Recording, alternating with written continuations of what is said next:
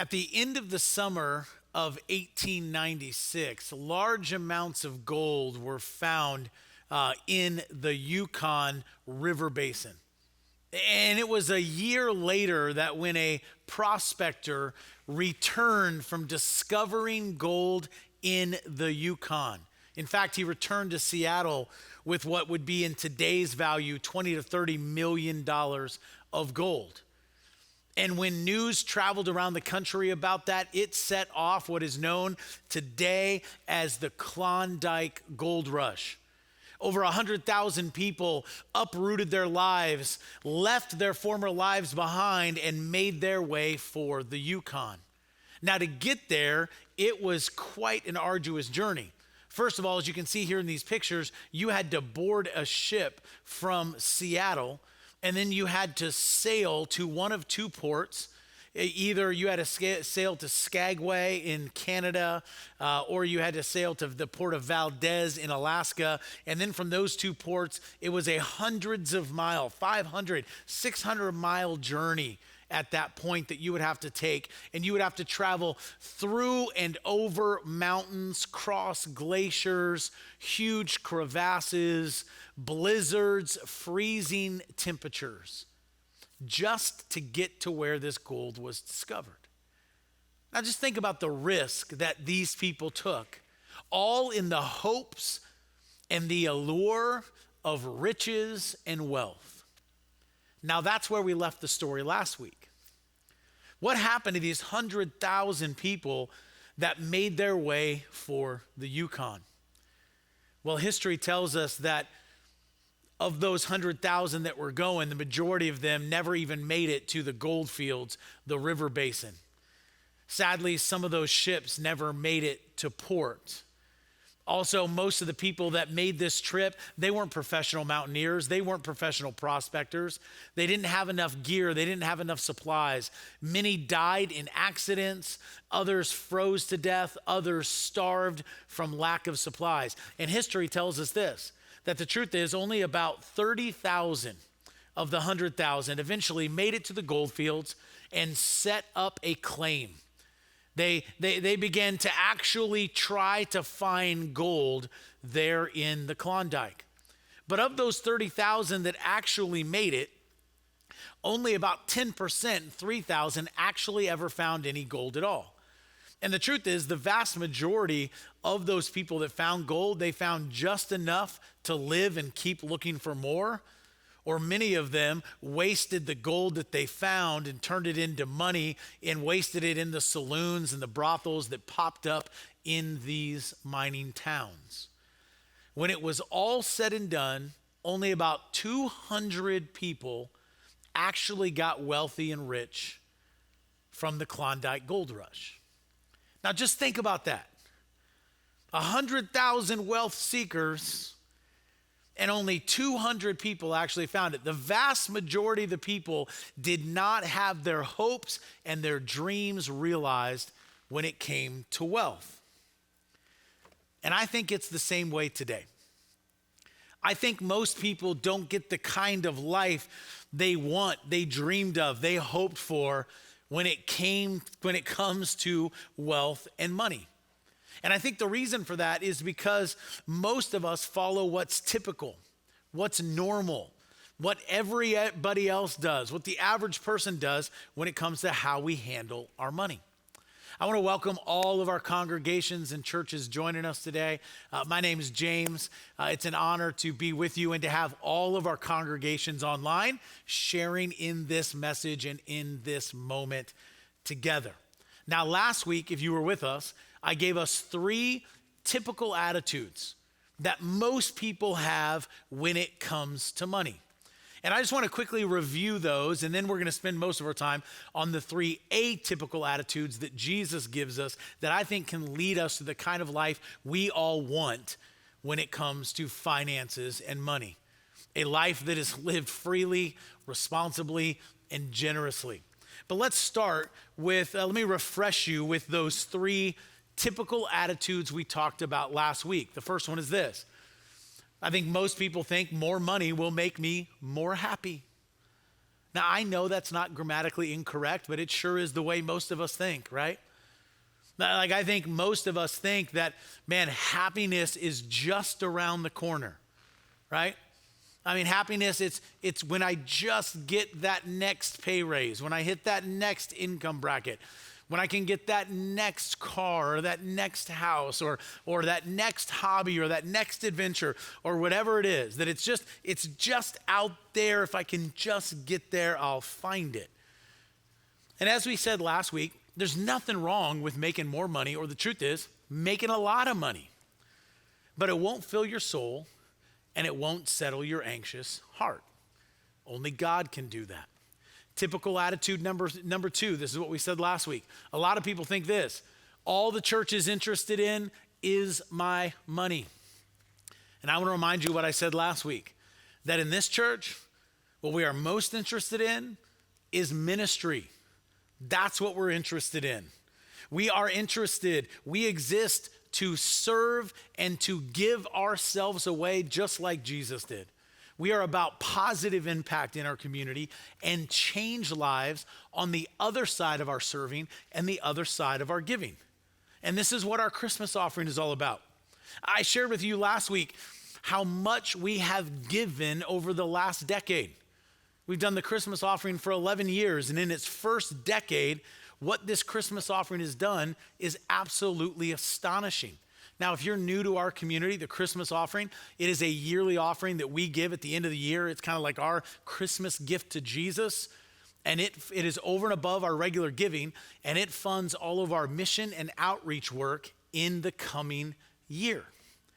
And what we have done, what that offering does is pretty incredible, and I would encourage you to read all about it. You can go to thechristmasoffering.com, and you can watch some videos, and you can see our partnerships. And what the Christmas offering does is it supports ministries here, near, and far, locally, regionally, and globally.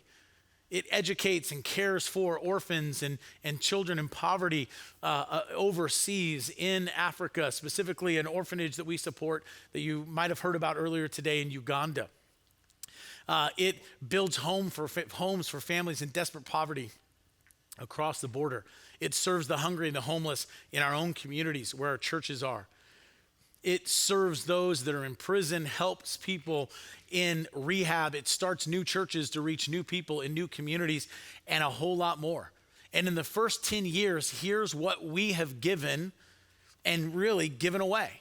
In the first 10 years of this offering, we've given $5,270,417.26. And you know what we did with all that? We gave it away. Ministry, impact, change lives. That's what we are about in this church. And that's why we're inviting everybody. 100% of all those who are part of our church family, whether at a physical location or online, to give to the Christmas offering this year. Here's what we all know: the needs in our world and in our community, they are greater than ever before. And so we are praying and believing that the Christmas offering is going to be bigger than ever before so we can meet those needs. We're all about the ministry. And then here's typical attitude number 3. Again, this is what I think most people think when it comes to money, right? It's my money. And because of that, I can do whatever I want with it, right? Hey, it's mine, and I can do whatever I want with it. Well, you know what? People in Jesus' day had a very similar attitude when it comes to money, that it was theirs, and they could do whatever they want with it. And so what Jesus did to kind of push back on this attitude and this mentality is he told a story in Matthew chapter 25. And from this story, we're going to look at now, and this is where we're going to spend the rest of our time, 3 atypical, different, not normal attitudes when it comes to money. And I just want to encourage you to really lean into these, because here's the reality. If you want what most people don't have when it comes to how they live financially, you're going to have to do things that most people don't do. You're going to have to think in ways that most people don't think. And this is what Jesus offers us through this story today. Jesus is teaching, and he constantly says things like this. He says, the kingdom of heaven is like. In other words, the ways of living in God's kingdom, in God's ways, they're a little bit different. And to help people understand what living in God's kingdom, living in God's ways is like, Jesus most often told stories, parables, a short story with a point or multiple points. And that's what Jesus does here. And so Jesus says the kingdom of heaven is like, and here's where we left it last week. Again, it will be like a man going on a journey, Jesus says, who called his servants and entrusted his wealth to them. To one, he gave 5 bags of gold, to another 2 bags, and to another 1 bag, each according to his ability. Then he, the owner, went on his journey. Now, right up front in the story, let me just ask this question. Whose wealth was it? Was it the owner's or was it the servants'? Yeah, obviously, it was the owner's wealth. What did he do? At the beginning of the story, the owner entrusted his money to them, and then he left them responsible for it, and he went on a trip. So right at the beginning of the story, Jesus is introducing us to atypical attitude number 1. And here's atypical attitude number 1. I am not an owner, but a manager of God's money. Now, I know that is a crazy atypical attitude. But if we are going to live the way I think we want to live and God wants us to live, this is how it starts. Where we look at our resources, we look at our life, and we say, I am not an owner, but I am a manager of God's money. The 3 servants in the story were managers. They were stewards of the owner's resources that he had given them. And friends, that's why every financial decision is a spiritual decision. Did you know that? That every financial decision that you or I make, it is a spiritual decision. Why? Because we're making decisions with resources that aren't ours. They're his. We are just the managers. We're the stewards of the resources that God has entrusted to us. Now again, I know this is a crazy way to look at and think about our resources, but I'll tell you this, it's a freeing way to view our resources. And this is important for us to understand, because if you're a Jesus follower, understanding this is so important, because if you want God to bless this area of your life, I mean, if you're watching this today, I have to believe at some level you want God to bless every area of your life, but God can only bless the areas of our life that we give him control over. And so if we want God to bless us financially, guess what?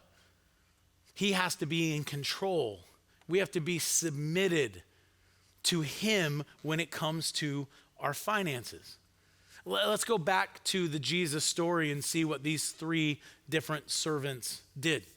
Let's keep reading. Here's what it says. Jesus said, the man who had received 5 bags of gold went at once and he put his money to work, and he gained 5 bags more. So also, the one with 2 bags of gold, gained 2 more. But the man who had received just 1 bag went off, dug a hole in the ground, and hid his master's money.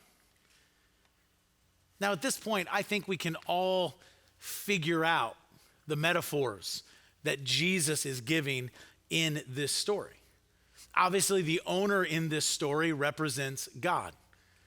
And he's the one that provides everything we have. He's the one that gives us our ability to earn. Our very ability to work is a gift from him. And God has put on loan to us a certain amount of stuff, a certain amount of money, a certain amount of resources. Now, just like this story, we don't all have the same amount of resources, do we? Some of us have a lot, 5 bags. Some of us have a little, 1 bag. Some of us, right in the middle. Kind of, we don't have a lot, we don't have a little. Maybe we just have just enough. But the point of the story that I think we can already see is that Jesus is saying, whatever you have, a lot, a little, or somewhere in between, whatever you have is a gift from God. And how you use his resources that he's given you, it definitely matters. And that leads us to atypical attitude number 2. If you're taking notes today, you can type this in or write it down. I'm responsible to advance the owner's goals, not my own. I mean, if God's the owner and everything I have has been given to me by him, then I'm responsible to advance the owner's goals, not just my own. And in Jesus' story, what did the first two servants do? They invested, they put the owner's resources to work, and they got a return. And what did the third one do? Out of fear, maybe out of some laziness, he played it safe, and he did what he wanted, and he just buried it in the ground. When I was in college and back in high school, my last summer after high school, I had a summer job for 3 years where I worked for a large a real estate company in my hometown, and I worked in the property maintenance department of that real estate company. Now, my hometown is where the University of Illinois is located. Every fall, 50,000 college students descend on my hometown and live there until the next May. They go home for Christmas break and then usually a week of spring break, but they're there in my town. So here's what that means.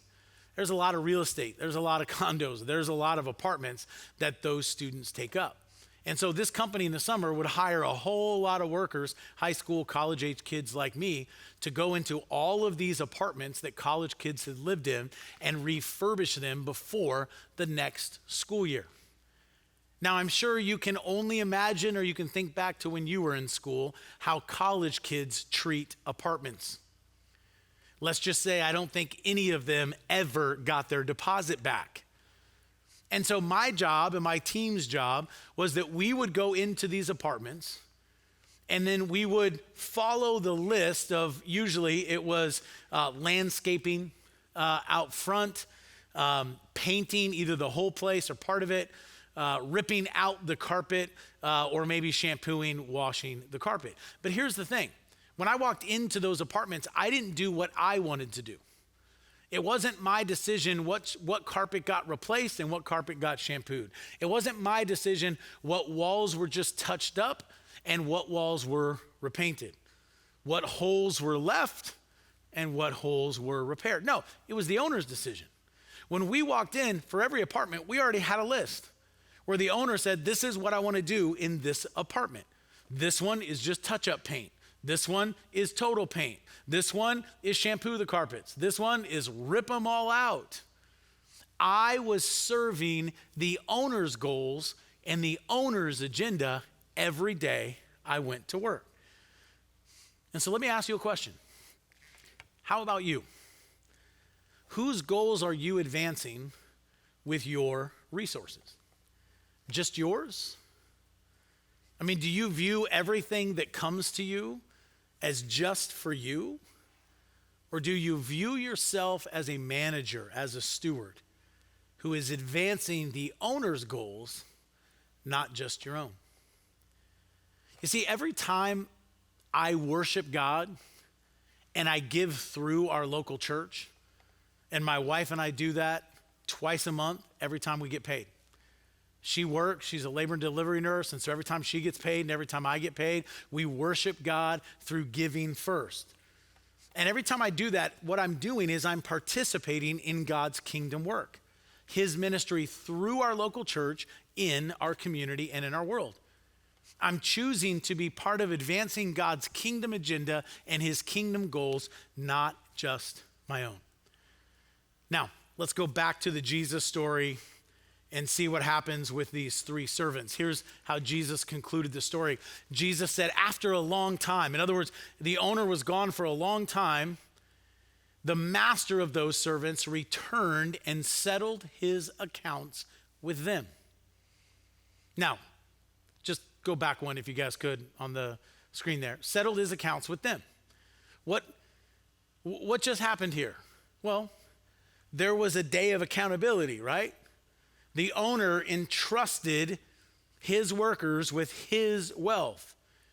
And there was a day where he was coming back to say, hey, what did you do with my money? With what I gave you? Now, I'm going to skip ahead in the story in just a second. If you want to read it in its entirety on your own. But here's what happened. The two that had doubled the owner's money, that had put it to work and invested it. Remember these two guys? The one that had gotten 5 bags and the one that had gotten 2 bags or 3 bags. What happened to them? Well, they had doubled the money, and so they brought it before the owner, and then look at what the owner said to them. The master replied to both those 2 that had invested and doubled his money. Well done, good and faithful servant. You have been faithful with a few things. I will put you in charge of many things. Come and share in your master's happiness. Now just leave it right there. What just happened? The ones that had invested it, had put it to work for the master's goals, the master's agenda. What happened to them? They were blessed and they received more. That's what happened to them. But what happened to the servant that had just 1 bag and he showed back up with just 1 bag? He had just buried it in the ground. What did the master say to him? Well, I'm glad you asked. Look at what Jesus said. His master replied to that one, you wicked and lazy servant. And then to the guards nearby, he said, so take the bag of gold from him, the lazy servant, and give it to the one who has 10 bags. And throw that worthless servant outside into the darkness where there will be weeping and gnashing of teeth. Now that's not a Jesus story where it all ends happily ever after for everyone, is it? Well, what is Jesus saying here? Well, again, I think you can see it. The point of this story at the end is this stark contrast between these 2 different types of servants, one known as the lazy servant and the other 2 profitable servants. Jesus is letting us know that a day of accountability is coming when the master will ask us what we did with the resources we've been given. Not just our money, our life, our stuff, our time, our talents. What did we do? Did we just play it safe? Did we just spend them all on ourselves? Did we bury ourselves in our job? Did we bury ourselves in our house, in our kids' activities, in our hobbies? Or did we invest ourselves and our resources in God's kingdom purposes too? And the reality is we all have a day of accountability coming where we are going to stand before God and we are going to have to give an account of how we used what he gave us here in this life. And in that moment, friends, we're all standing on our own. I can't answer for you and you can't answer for me. What did I do with what God gave me? But I'll tell you what, I can answer that question collectively for our entire church network. As the pastor, lead pastor of our church network, I can tell you this. We are not going to be the lazy servant in this story. We are not going to play it safe and just bury God's resources in the ground until this pandemic is over. We're just going to sit back and, oh man, once this is done, then we'll be able to do real ministry again. No, we're not going to do that. What are we going to do? We're going to be the profitable servants. We're going to take what God has given us, investing it and using it in God's kingdom work to make a difference and reach people for Christ. And we've been doing that since the beginning of this pandemic. We're going to continue to be adaptable and flexible and faithful. We're going to keep starting and trying new things, whether that be with our kids, our students, or our adults. We're not going to sit back and just bury God's resources in the ground and wait for better days. No, we're going to meet people in their point of need right now during these days. That's what this story is all about. And I'm asking you to join me. If you are a Jesus follower and this is your church, give faithfully and regularly. Trust God with your money. And that leads to this last atypical attitude. Atypical attitude number 3, if you're taking notes. I demonstrate who the owner is by honoring the owner first. I demonstrate who the owner is by honoring the owner first. My wife, Rebecca, and I have been atypical, different, weird, kind of crazy in how we handle our money for now 23 years of marriage. I don't have the time today to list all the weird, crazy, atypical ways that we handle our resources. but I want to give you our system. I want to share with you kind of the foundation, the main principle that has driven the way that we handle resources for 23 years. And it has allowed us to have and do different things without going into debt. It's allowed us to be more generous than we ever thought possible. And if you've been around in our network or in our church, I have taught this literally dozens and dozens of times. And so I just want to give it to you today because, again, it is the foundation for how I live when it comes to money. And it's super complicated, so I want you to watch really close and try to follow along. Are you ready? Here it is. Every time my wife or I, and I mentioned she works, she's a labor and delivery nurse, so every time her or I get paid, here's what we do. There's 10 of these here. Every time we get 10 or more of these, here's what we do. We give the first one or more to God. Then we save the second one or more for ourselves, for our future. And then, look at all that. We live on the rest. We do whatever we want with all of this. Now again, I know that was really, really complicated, so let me just do it again because I want to make sure you get this. This is what has driven my life and how I live, how I give, how I save for the last 23 years. Here's what I do. Every time that I get 10 of these, every single time, doesn't matter if I get a lot of these or just 10 of these. I get 10, 100, 10,000, 100,000, whatever I get, every time I get these, I take one or more, to at least 10%, and I give it back to God first. Then I take at least another 10%, oftentimes more, and I give it to ourselves. I save it for the future. And then with all of this, guess what I do? I go absolutely crazy and I do whatever I want with all of this. That's what I do. And it's been the foundation of how I have lived before I was married for a couple years and then since. So for 25 years now, that's what I've done. And it's real simple. If you're taking notes, you can write this down. Here's what I do. I give, I save, I live on the rest. In that order. I give, I save, I live on the rest. Now, I know that that is atypical. That's not normal. Because what's normal in our society, and sadly, what's even normal in the church for most Christians, is most Christians live in reverse order. Most of us spend first. Then if we ever get around to it, usually not till we're older and we wish we had started earlier, we'll save second. And then if there happens to be anything left over, and there rarely is, we will give last. That's what's typical. That's what's normal for most people. But here's the problem.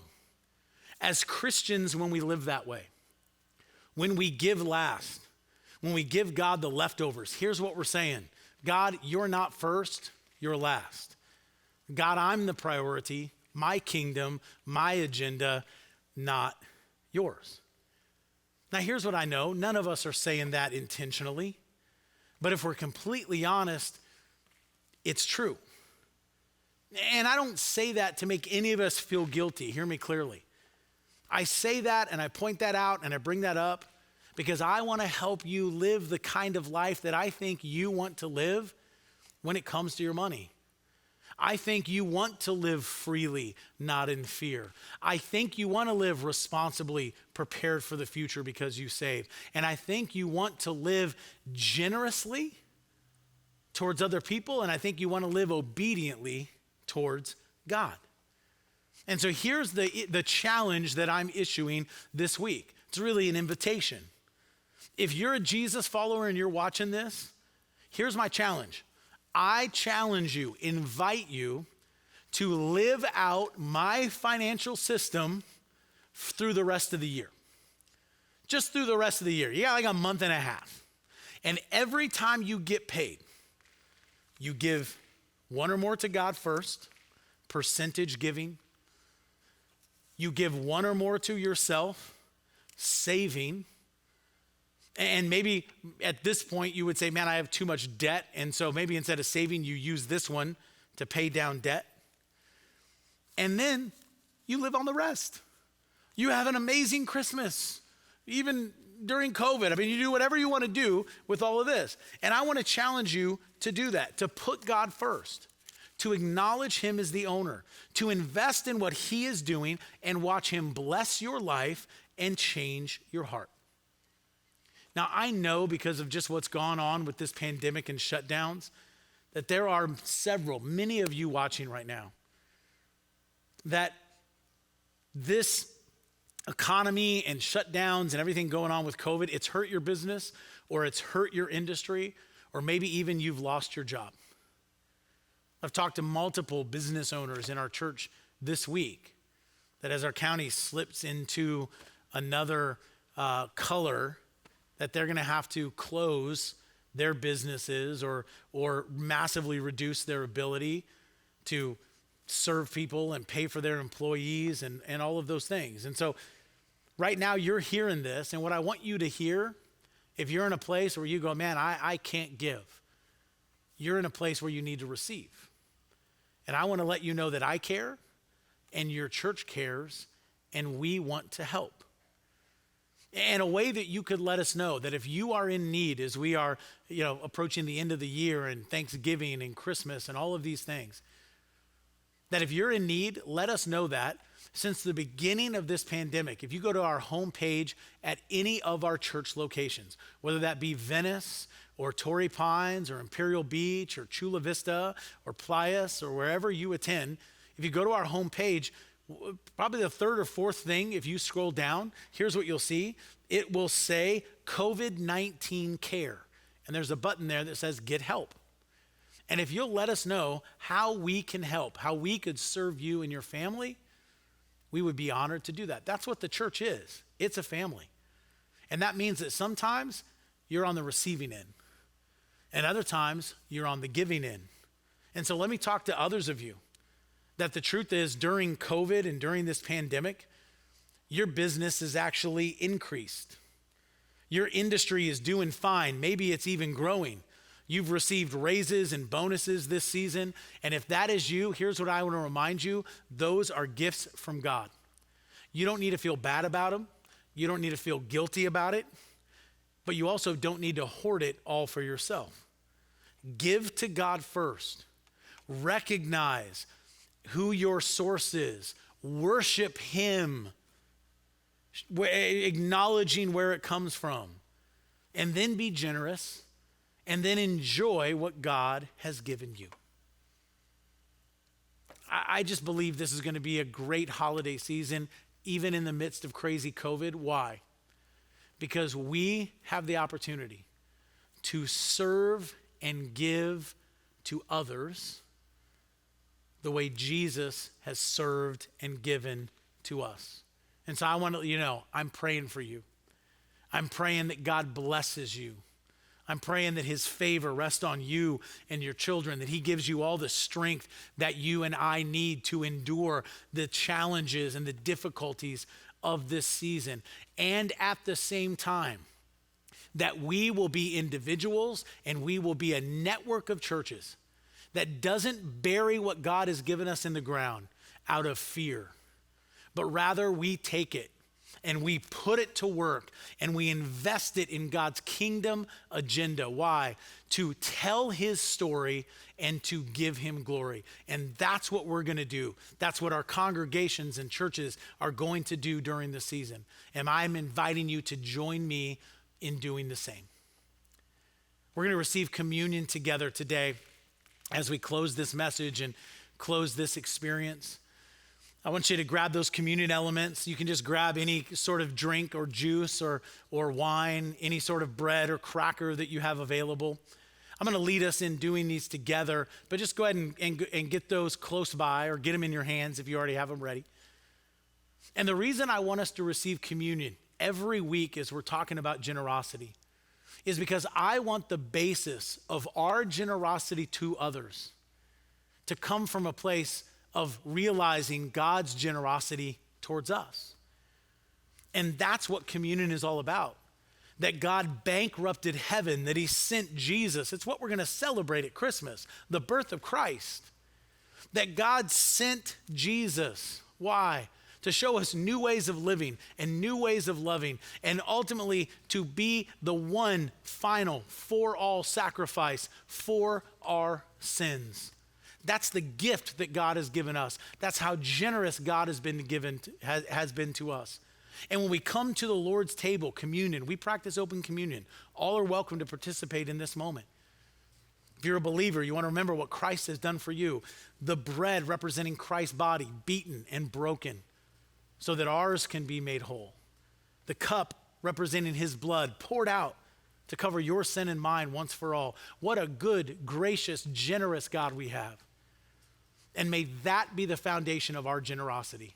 Not guilt, not manipulation, but realizing how much we have been given. God, therefore, we want to be people like you who give.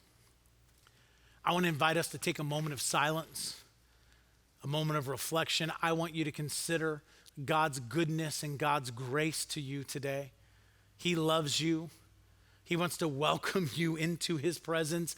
If this whole church thing is new, he wants to welcome you into his family. Jesus is for all, not an exclusive group.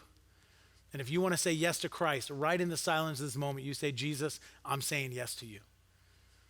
If you want to put Christ first in your finances, you pray that in this moment. Jesus, I really want you to be first in this area of my life. I'm going to choose to trust you. Thank you for your generosity to me.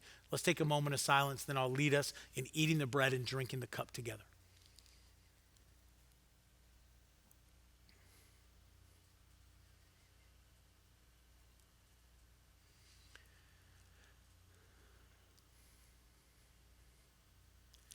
If you'll go ahead and take the bread in your hands.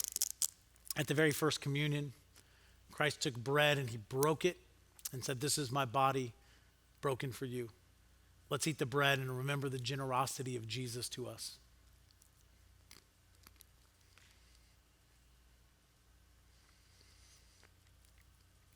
Next, Christ took a cup of wine and said, this is the new covenant. In other words, a new promise.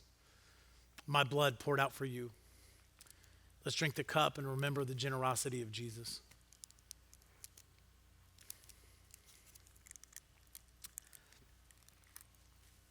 Would you pray with me? God, we thank you for your generosity to us in Christ. We thank you for the gift of communion, something tangible to touch, to taste, something physical to remind us of the great sacrifice that Christ gave that changed the spiritual landscape for everybody, that all are welcome into Christ's family, into God's family through Jesus and Jesus alone. That through the cross we have forgiveness of sin. Through the resurrection we have the promise of new life. And we say thank you today. And God, would your generosity towards us be the basis of our generosity to others. Help us live that out this week. Help us trust you in this area of our life. In Jesus' name, amen.